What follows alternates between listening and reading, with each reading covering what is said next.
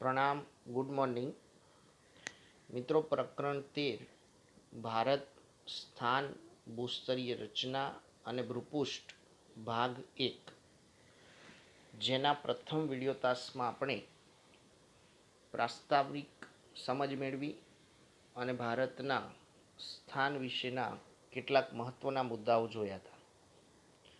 હવે આજના વિડીયો તાસમાં સૌથી પહેલાં જે અગાઉના લેક્ચરમાં આપણે કેટલીક બાબતો સમજ્યા હતા એ નકશાના આધારે સમજી લઈએ. તો સૌથી અગત્યનું છે ભારતનું સ્થાન, જેમાં આપણે કહ્યું હતું કે ઉત્તર અક્ષાંશ મતલબ અક્ષાંશ વૃત્ત પ્રમાણે 8 અક્ષાંશ 4થી શરૂ કરી અને 37 અક્ષાંશ 6, મતલબ કે આપણો ઉત્તર દક્ષિણ વ્યાપ 30 અક્ષાંશનો છે. 8 થી 37 રાઉન્ડ ફિગર કહીએ તો. અને રેખાંશ વૃત્ત પ્રમાણે 68 7થી 97 25. તો આ જે અક્ષાંશ અને રેખાંશની વાત કરી એ આપણો વ્યાપ છે. પૃથ્વીના ગોળામાં તમને જે આડી અને ઊભી કાલ્પનિક રેખાઓ દેખાય છે એ પ્રમાણે ભારતના અક્ષાંશ અને રેખાંશ મુજબ આપણો વ્યાપ આટલો થાય. તમે જોઈ શકો છો કે બંને બાજુ 30 અક્ષાંશ સરખા છે. આ બાજુ આપણે ઉત્તર અક્ષાંશની વાત કરીએ તો 8 થી 37 એટલે 30 થાય. આ બાજુ પૂર્વ રેખાંશની વાત કરીએ તો 68 થી 97 એટલે એ પણ 30 થાય. તો આના અનુસંધાને આપણું ઉત્તર અને દક્ષિણ અંતર લગભગ સરખું છે. ઉત્તર દક્ષિણ 3214 કિલોમીટર અને પૂર્વ પશ્ચિમ 2933 કિલોમીટર છે. જે તફાવત આપણા વ્યાપ પ્રમાણે ઘણો ઓછો જ ગણાય. બીજી બાબત કે આપણો સ્થાનિક સમય. હવે સ્થાનિક સમય શેના આધારે નક્કી થાય છે? તો પ્રમાણ સમય રેખાના આધારે. કઈ રેખાના આધારે? તો પ્રમાણ સમય રેખા. તો અહીંયા તમે નકશામાં જોશો તો તમને એક તૂટક ઊભી લાઈન દેખાય છે, જે 82.30 મતલબ 82.5 ગણાય, અથવા આપણે એવું બોલીએ કે 82.5 ઉત્તર અક્ષાંશ તો પણ ચાલે. તો 82.5 ઉત્તર અક્ષાંશે આપણી પ્રમાણ સમય રેખા છે, જેના આધારે ભારતના જુદા જુદા સ્થળોનો સ્થાનિક સમય નક્કી થાય છે. બીજી કેટલીક બાબતો આપણે નકશામાં અવલોકન કરી લઈએ. તો ભારતની ઉત્તર સીમા જે પર્વતીય ભૂપૃષ્ઠ છે, વધુ ઊંચાઈવાળું, અને બાકીની 3 બાજુઓ પશ્ચિમ, પૂર્વ અને દક્ષિણ જળ સીમા છે. એટલા માટે જ આપણે એક સંકલ્પના સમજ્યા હતા, દીપકલ્પ. જે ભૂપૃષ્ઠની 3 બાજુઓ અથવા જે ભૌગોલિક વિસ્તારની 3 બાજુઓ જળ સીમાથી ઘેરાયેલી હોય અને એક બાજુ જમીન સીમાથી ઘેરાયેલી હોય તો તેને દીપકલ્પ કહેવાય. આટલી બાબત આપણા મગજમાં બરાબર ગોઠવી લેવાની છે, જેથી કરીને આપણો હવે પછીનો જે અભ્યાસ છે એ વધુ સરળતાથી સારી રીતે આપણે સમજી શકીએ. હવે ભારતના ક્ષેત્રફળની વાત કરીએ તો ક્ષેત્રફળના સંદર્ભમાં ભારતનો કુલ વિસ્તાર, આપણો કુલ વિસ્તાર 32.8 લાખ ચોરસ કિલોમીટર છે. જો ક્યાંક તમે સામાન્ય જ્ઞાનના સંદર્ભ પુસ્તકોમાં જોશો તો આ જવાબ કંઈક જુદી રીતે પણ આપ્યો હશે. નેટ કહીએ તો 32,92,294 ચોરસ કિલોમીટર. આપણે અભ્યાસમાં અહીંયા 32.8 લાખ ચોરસ કિલોમીટર યાદ રાખવાના છે. ક્ષેત્રફળની દ્રષ્ટિએ જોતા ભારત વિશ્વમાં 7મા ક્રમે આવે છે. હવે આનો અર્થ એવો થયો કે આપણા કરતાં 6 દેશો ક્ષેત્રફળની રીતે મોટા છે.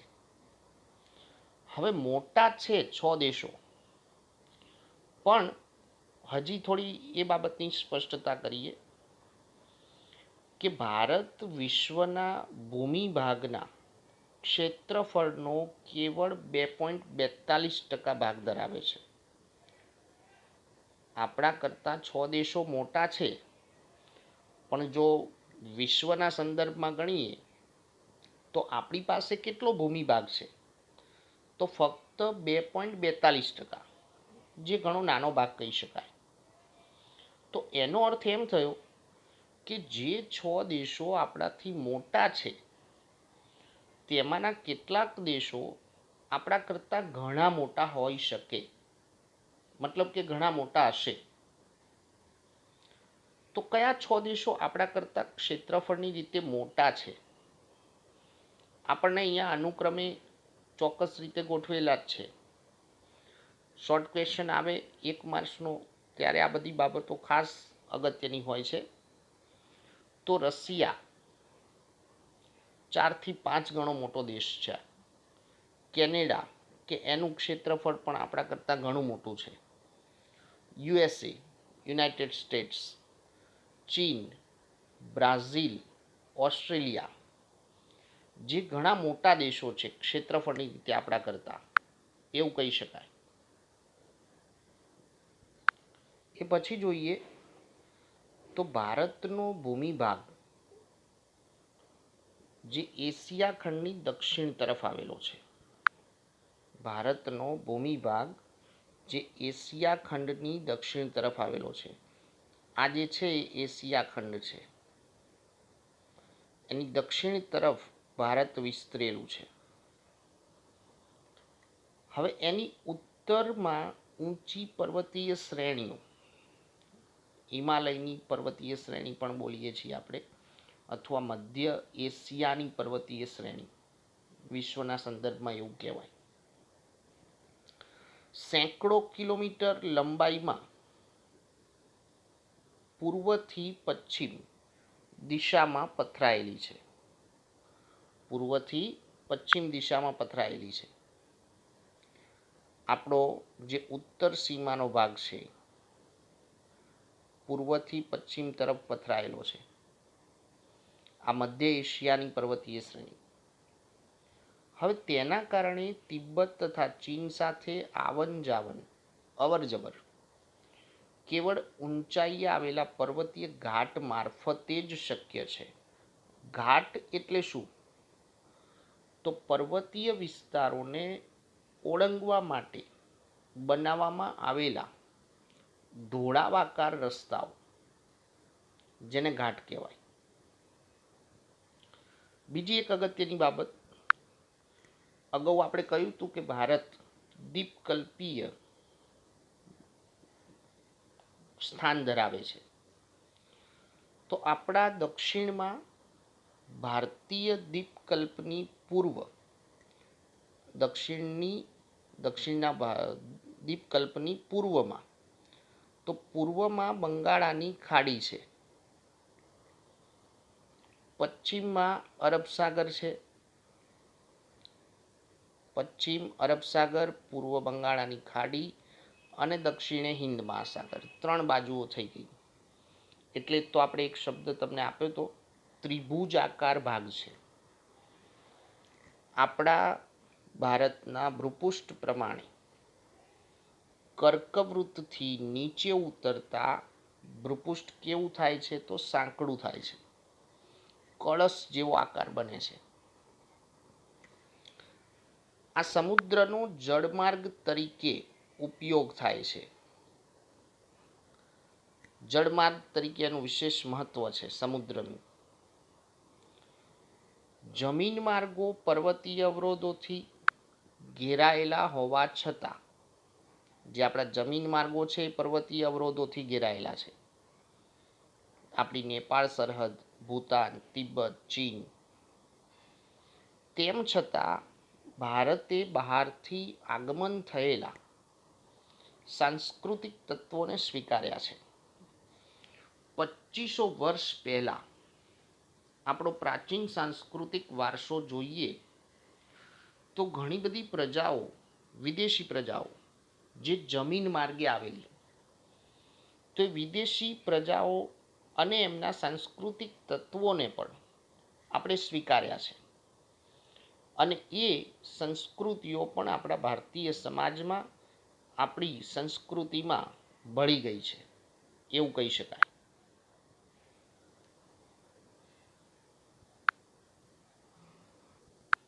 હવે સમજીએ આંતરરાષ્ટ્રીય સ્તરે ભારતના ભૌગોલિક સ્થાનનું વ્યૂહાત્મક મહત્વ. આંતરરાષ્ટ્રીય સ્તરે વૈશ્વિક સંદર્ભે આપણા ભૌગોલિક સ્થાનનું મહત્વ કેમ વધુ છે? તો ભારત પૂર્વ ગોળાર્ધમાં મોકાનું સ્થાન ધરાવે છે. આવું એક કારણ સ્વાધ્યાયમાં છે અને એ આજે તમારે નોટ્સબુકમાં, હોમવર્કમાં લખવાનું છે. હવે મિત્રો પ્રશ્ન એ થાય કે અગાઉ આપણે જે સમજ્યા એ પ્રમાણે પૃથ્વીના બે સરખા ભાગ આપણે કરીએ તો ઉત્તર ગોળાર્ધ અને પૂર્વ ગોળાર્ધ થાય વિષુવવૃત્તના અનુસંધાનમાં. તો પછી અહીંયા પૂર્વ ગોળાર્ધ એવો કેમ ઉલ્લેખ?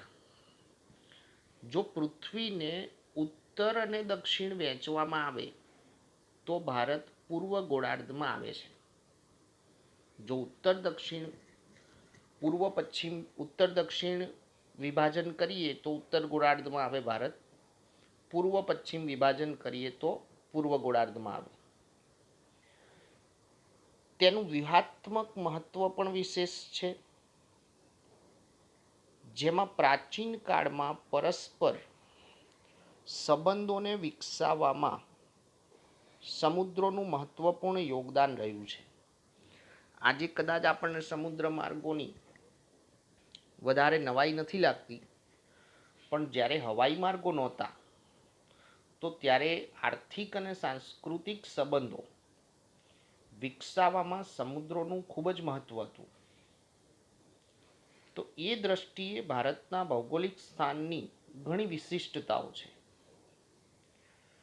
હિન્દ મહાસાગરના શીર્ષસ્થ સ્થાને, હિન્દ મહાસાગરના શીર્ષસ્થ સ્થાને ભારત આવેલું છે. શીર્ષસ્થ એટલે ટોચ,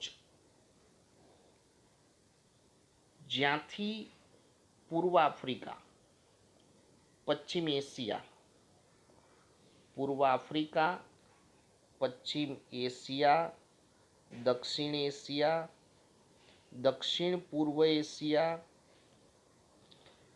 દેશોની સાથે સમુદ્ર માર્ગો દ્વારા ભારતનો સંબંધ પ્રાચીન કાળથી રહ્યો છે.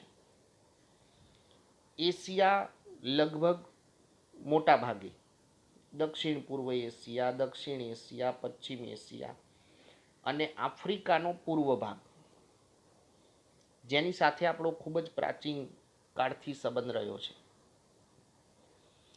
જેના પરિણામે ભારતે આ દેશોની સાથે ઘનિષ્ઠ, સારા સાંસ્કૃતિક અને વેપારિક સંબંધો આપણા વિશિષ્ટ સ્થાનને કારણે વિકસાવ્યા છે.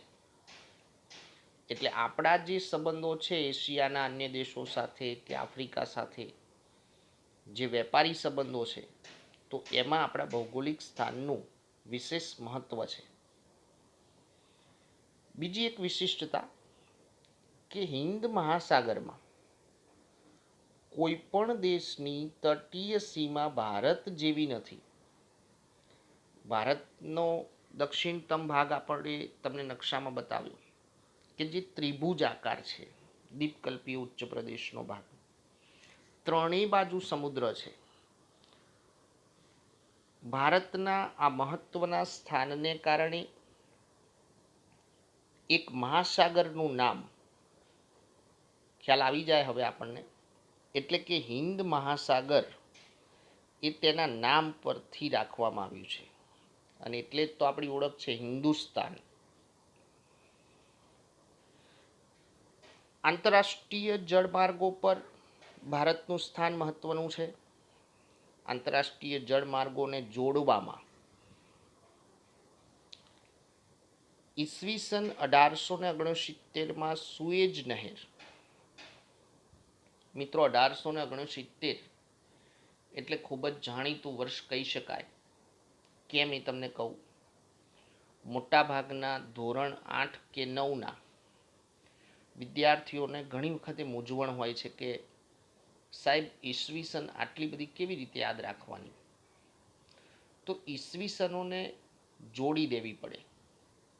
કોઈ પણ એક વર્ષ દરમિયાન બનેલી ઘણી બધી ઘટનાઓ હોય, ઘણા બધા પ્રસંગો હોય, તો એ એક વર્ષ દરમિયાન જે પ્રસંગો ઘટનાઓ બની હોય, આપણા અભ્યાસક્રમમાં મહત્વના વર્ષ તરીકે જે વર્ષ હોય, તો એ બાબતોને આપણે એક સાથે યાદ રાખવાનો પ્રયત્ન કરવો પડે. જેમ કે અહીંયા વર્ષ આવ્યું છે 1869, તો તમને ખ્યાલ હશે કે 1869 કેમ જાણીતું વર્ષ છે. તો ગાંધીજીનું જન્મ વર્ષ છે આ. હવે ક્યારેય નહીં ભૂલાય.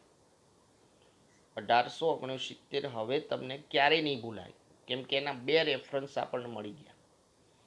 સુએજ નહેર શરૂ થઈ એ વર્ષ એટલે કે ગાંધીજીનું જન્મ વર્ષ. તો સુએજ નહેર શરૂ થવાથી ભારત અને યુરોપ વચ્ચેનું અંતર આશરે 7000 કિલોમીટર ઘટી ગયું છે. જે યુરોપવાસીઓ આખું ચક્ર લગાવી અને ભારતના હિન્દ મહાસાગરના કિનારા સુધી પહોંચતા, એ માર્ગ ઘણો ટૂંકો થઈ ગયો. બીજું કે પૂર્વ તથા દક્ષિણ પૂર્વ એશિયા ઉપર વાત કરી આપણે, અને ઓસ્ટ્રેલિયા, પૂર્વ તથા દક્ષિણ પૂર્વ એશિયા તથા ઓસ્ટ્રેલિયાથી આફ્રિકા. જો ઓસ્ટ્રેલિયાથી આફ્રિકા જવું હોય કે યુરોપ જવું હોય, તો તેને સાંકળતા જળમાર્ગો હિન્દ મહાસાગર થઈને જ પસાર થાય છે. એટલે કે ભારતના તટીય કિનારે થઈને જ પસાર થાય, એટલે કે ભારત સાથે જોડાયેલા છે.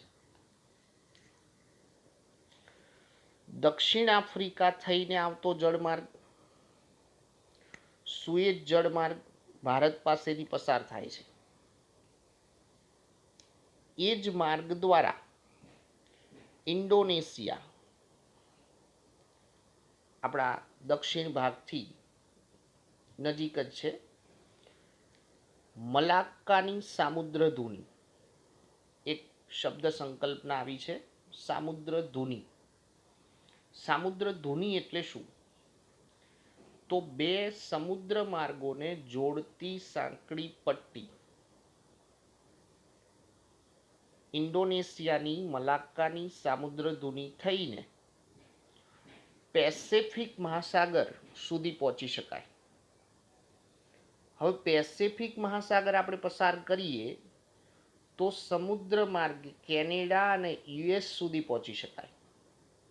મતલબ કે ઇન્ડોનેશિયા મલાક્કા સામુદ્રધુની થઈ પેસેફિક મહાસાગર પસાર કરીને આપણે સમુદ્ર માર્ગે કેનેડા અને યુએસ સુધી પહોંચી શકીએ છીએ. આ ભારતના ભૌગોલિક સ્થાન અને આપણા સમુદ્ર માર્ગોનું મહત્વ છે.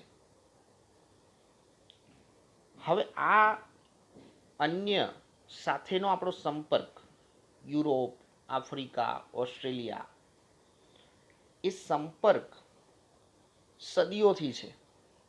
વિશ્વના અનેક દેશો સાથે આપણે સદીઓથી સંપર્કમાં છે, સાંસ્કૃતિક રીતે, આર્થિક રીતે. એટલે ભારતનો સંપર્ક વિશ્વના અનેક દેશો સાથે સદીઓથી છે.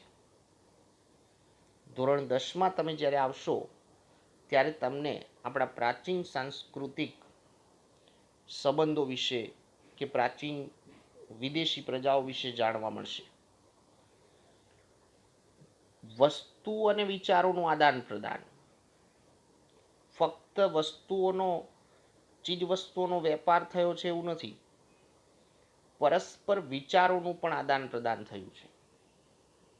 વિચારોની આપલે.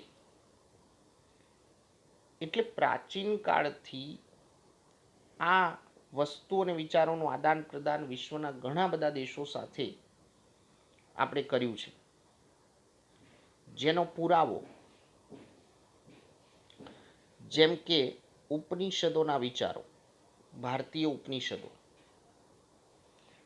આપણા મહાકાવ્યો રામાયણ કે મહાભારત, પંચતંત્રની વાર્તાઓ, સાહિત્ય છે. આ બધું ભારતના સાહિત્યની એક વિશિષ્ટ મૂડી છે. ચિકિત્સા પદ્ધતિ, ભારતીય અંક અને દશાંશ પદ્ધતિ, તમને ખ્યાલ છે આર્યભટ્ટ, ભાસ્કરાચાર્ય, એ વગેરે આપણી સિદ્ધિઓ, આપણી સફળતાઓ કે આપણા વિચારો, આપણું સાહિત્ય વિશ્વના વિભિન્ન ભાગો સુધી પહોંચ્યું છે સદીઓથી, તો એમાં પણ ભારતના ભૌગોલિક સ્થાનનું વિશેષ મહત્વ છે. એ આપણા ભૌગોલિક સ્થાનની વિશિષ્ટતાના કારણે શક્ય બન્યું છે. તો મિત્રો, આ પ્રમાણે આજના વિડીયો તાસમાં આપણે આપણા ભૌગોલિક સ્થાનની વિશિષ્ટતાઓ જોઈ, આપણા ભૌગોલિક સ્થાનનું મહત્વ, એનું કદ અને વિસ્તાર મતલબ ક્ષેત્રફળ અહીંયા આપણે પૂર્ણ કર્યું. સ્વાધ્યાયમાં એક વિસ્તૃત પ્રશ્ન છે ભારતના ભૌગોલિક સ્થાન, કદ અને વિસ્તાર માટે ટૂંક નોંધ પ્રકારનો, અને બીજું એક કારણ છે કે ભારત પૂર્વ ગોળાર્ધમાં મોકાનું સ્થાન ધરાવે છે. તો એક શોર્ટ નોટ અને એક ભૌગોલિક કારણ જે આજે તમારે હોમવર્કમાં તમારા ચોપડામાં સારા અક્ષરે લખવાનું છે. અસ્તુ, પ્રણામ.